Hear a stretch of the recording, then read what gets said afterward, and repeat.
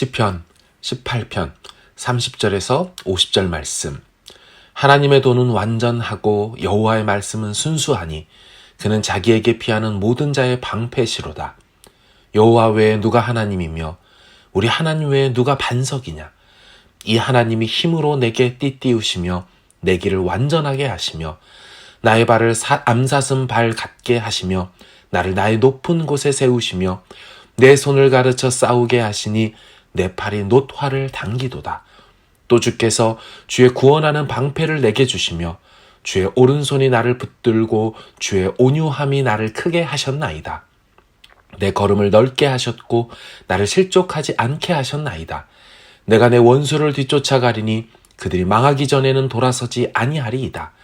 내가 그들을 쳐서 능히 일어나지 못하게 하리니 그들이 내 발 아래에 엎드러지리이다.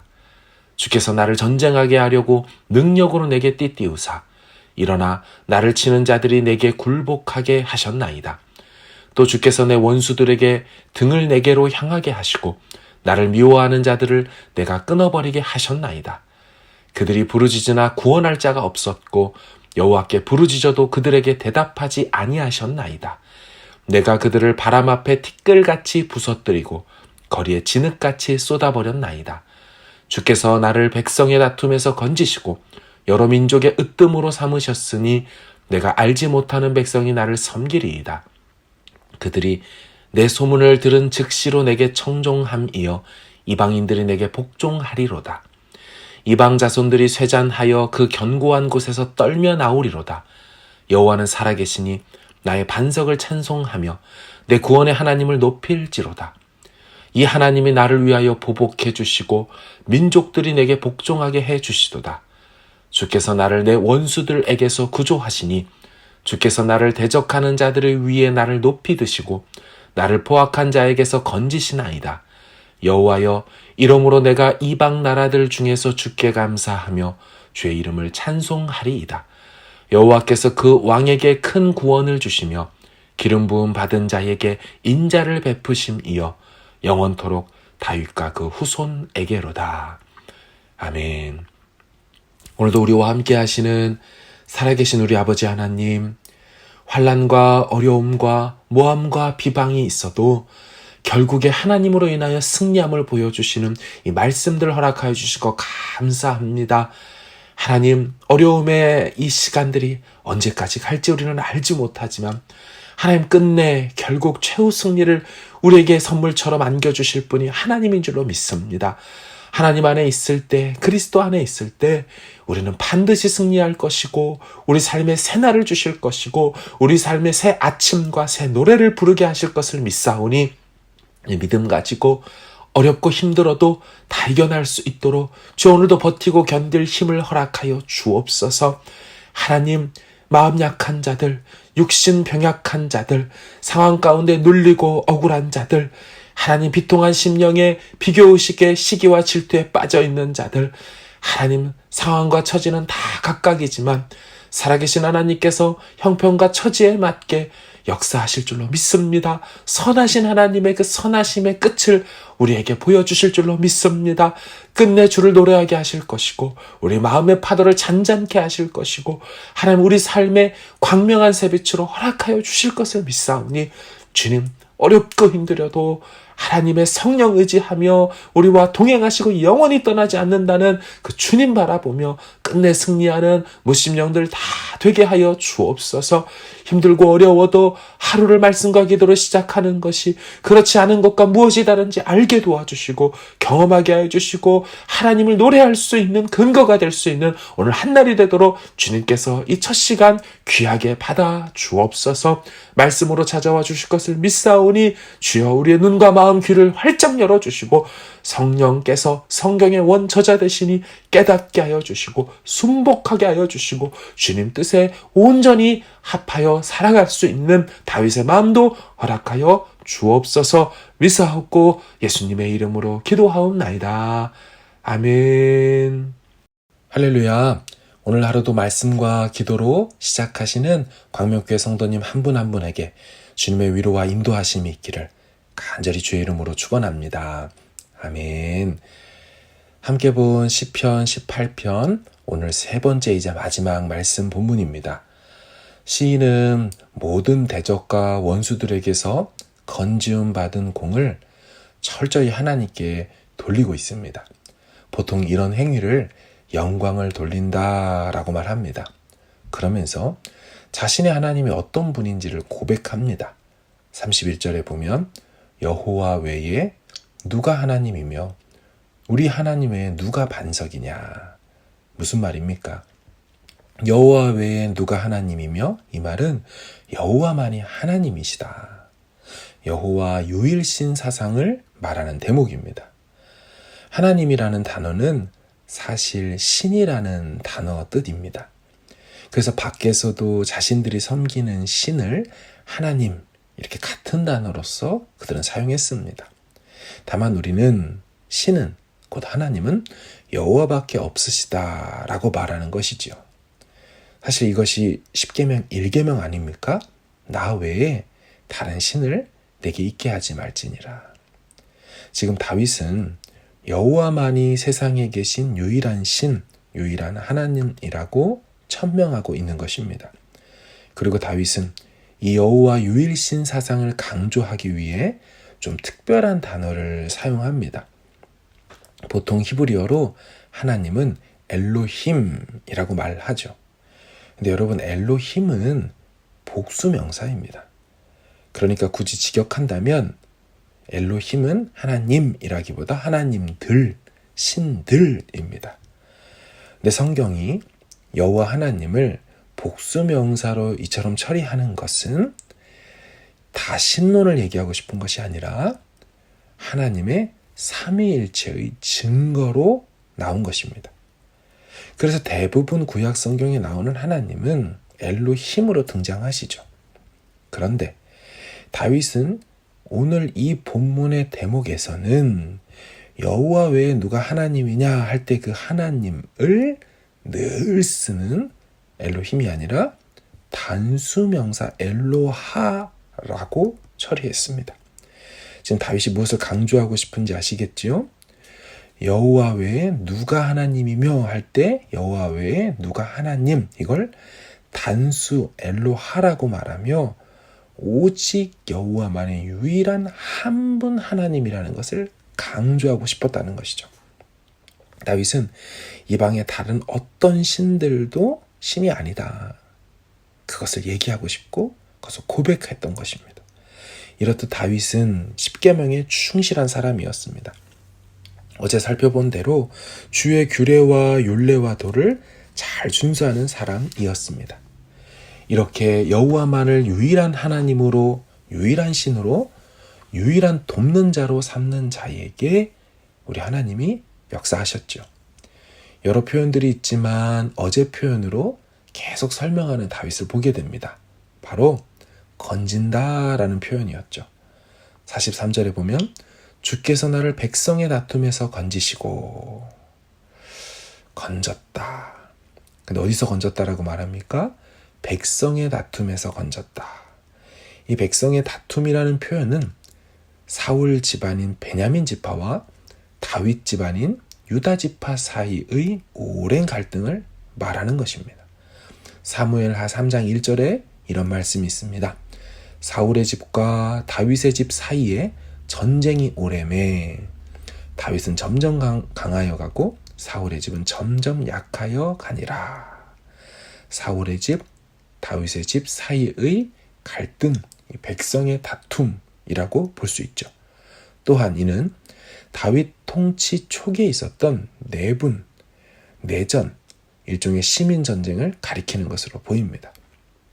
다윗은 이런 내적 갈등, 왕권 싸움, 가문과 집안의 싸움, 지파 갈등 속에서 여호와가 나를 건지셨다라고 말하는 것입니다.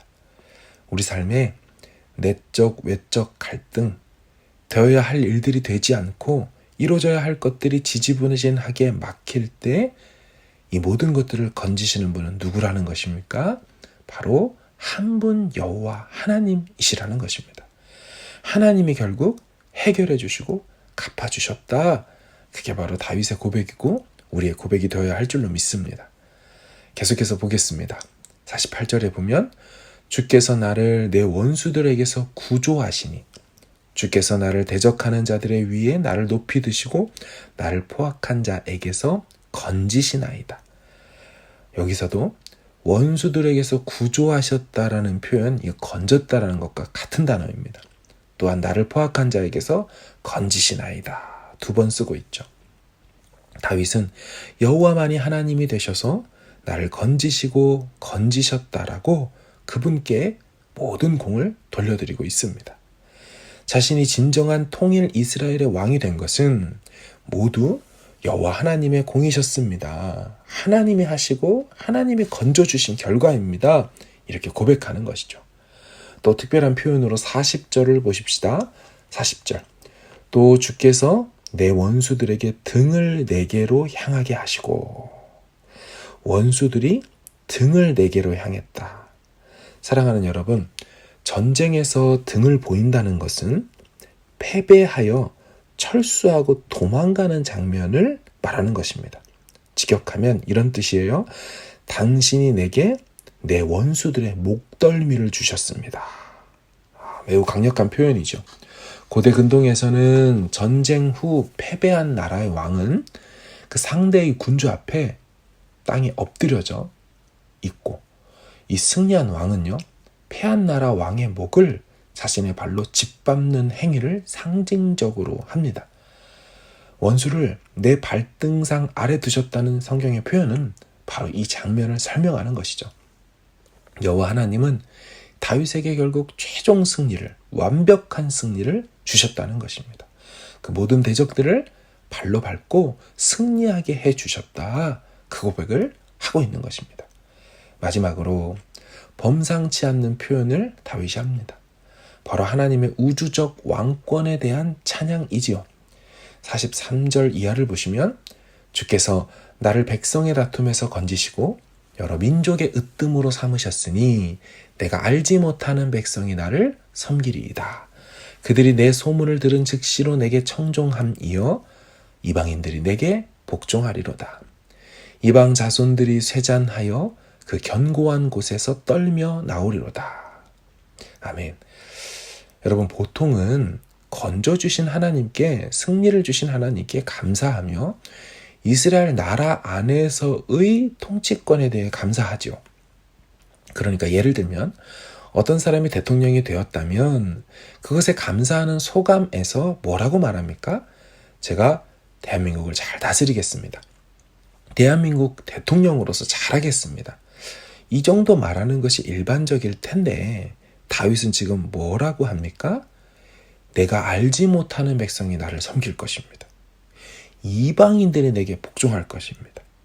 이방 자손들이 떨며 나올 것입니다. 자, 지금 다윗은 자신의 왕권을 이스라엘로 한정시키지 않죠. 이방인들이, 다른 나라 사람들이 자기를 섬길 거래요. 지금 자신의 왕권이 이스라엘을 넘어가서 다른 나라, 이방 나라까지 확장될 거라고 말하는 것입니다. 여러분, 이거 교만일까요?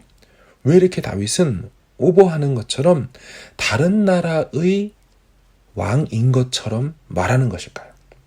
오늘 시편 18편은 사실 사무엘하 22장에 나와 있습니다. 사무엘하 22장을 가보시면 이런 말로 표제어가 되어 있어요. 다윗의 승전가 해놓고 괄호치고 시편 18편 괄호 닫고. 그리고 나서는 시편 18편의 그 59절이 똑같이 그대로 기록되어 있습니다. 그러니 시편 18편은 사실 역사서의 사무엘하 22장의 내용 그 자체인 것입니다. 자, 그럼 이 사무엘하 22장 앞부분에 기록된 사무엘하 7장에 어떤 내용이 있는지 아십니까? 그 이름도 유명한 다윗 언약이 기록되어 있습니다. 그 내용은 하나님의 집 성전을 짓겠다고 하는 다윗의 청을 하나님이 거절하시죠. 그러면서 나단 선지자를 통해 주신 다윗과 맺은 언약이 거기에 나와 있습니다. 이 다윗 언약은 곧 메시아 언약으로 연결이 돼서 그 오실 메시아가 이 다윗의 집에서 태어날 것이다. 다윗의 후손이 될 것이다 하는 그 내용, 바로 그것입니다. 그래서 언뜻 보면 다윗의 아들 솔로몬에게 하시는 언약처럼 보이지만 사실은 오실 메시아를 향해 있다는 것을 알 수가 있죠. 내용을 좀 읽어보겠습니다. 다윗에게 이렇게 말하는 거죠. 다윗아, 네 수완이 차서 네 조상들과 함께 누울 때에 내가 여호와가 네 몸에서 날 씨를 네 뒤에 세워 그의 날을 견고하게 하리라. 그는 내 이름을 위하여 집을 건축할 것이요. 자, 집을 건축할 사람? 예, 솔로몬입니다. 그런데 그 다음, 나는 그의 나라 왕위를 영원히 견고하게 하리라. 나는 그에게 아버지가 되고 그는 내게 아들이 되리니 네 집과 네 나라가 내 앞에서 영원히 보존되고 내 왕위가 영원히 견고하리라 하셨다 하라. 여러분, 하나님 다윗의 뒤를 이어 나라를 견고하게 할 이 집을 건축할 이 솔로몬 같지만 그 뒤에 말 왕위가 영원히 견고하게 된다? 다윗 가문과 다윗 나라가 영원히 보존된다? 사실 이런 표현은 실제 다윗 가문과는 거리가 있죠. 왜냐하면 남유다는 결국 망하기 때문입니다. 그러면 하나님의 약속이 폐허진 것일까요? 아닙니다. 이것은 다윗의 자손으로 오실 메시아를 바라보며 다윗과 맺은 언약이기 때문에 그것이 결국 어디로 연결돼서 이루어집니까? 예수 그리스도의 초림으로 진정한 다윗의 자손, 진정한 다윗의 가문과 그 하나님의 집을 건축할 자인 예수 그리스도, 당신의 몸이 성전 되셨으니 그것으로 연결되어 이루어지지요. 그러므로 이런 맥락에서 볼 때 다윗이 자신의 왕권을 이방 나라, 이방인들에게까지 확장시켜 말하고 있는 것은 자기 교만으로 말하고 있는 것이 아닙니다.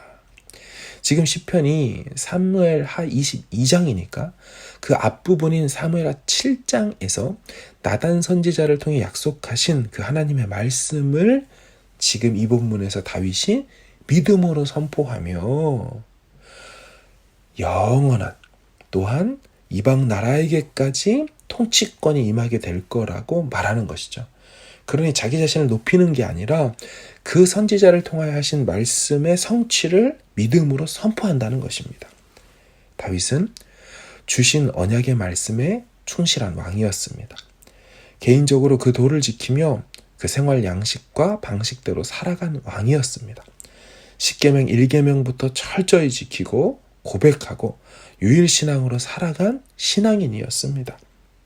그리고 사무엘하 7장에서 주신 다윗 언약을 믿음으로 수납하고 이처럼 선포한 왕이었습니다. 이 살아계신 유일하신 하나님인 여호와를 구주로 삼고 신앙하며 섬기기를 원합니다. 역사도 이런 역사가 없이 임재하여 일하실 여호와를 신앙하며 섬깁시다. 결국 그 사람이 이 같은 노래를 부르게 될 것입니다. 그날에 함께 우리가 이 노래를 부를 것을 소망합니다. 우리 같이 함께 기도하기를 원합니다. 오늘 말씀 붙들고 기도합시다. 살아계신 하나님, 하나님의 약속을 믿습니다. 하나님께서 온 우주의 왕이신 것도 고백합니다. 주님, 우리를 다윗처럼 건져주시고 건져주시옵소서. 우리 하나님 바라보면서 끝까지 믿음으로 이렇게 엎드리며 구하며 부르짖으며 살겠다라고 주님 역사하여 달라고 다윗의 노래를 나도 부르길 원한다라고 그렇게 고백하며 나가는 오늘 한 날 되기를 바랍니다. 우리 함께 기도하도록 하겠습니다.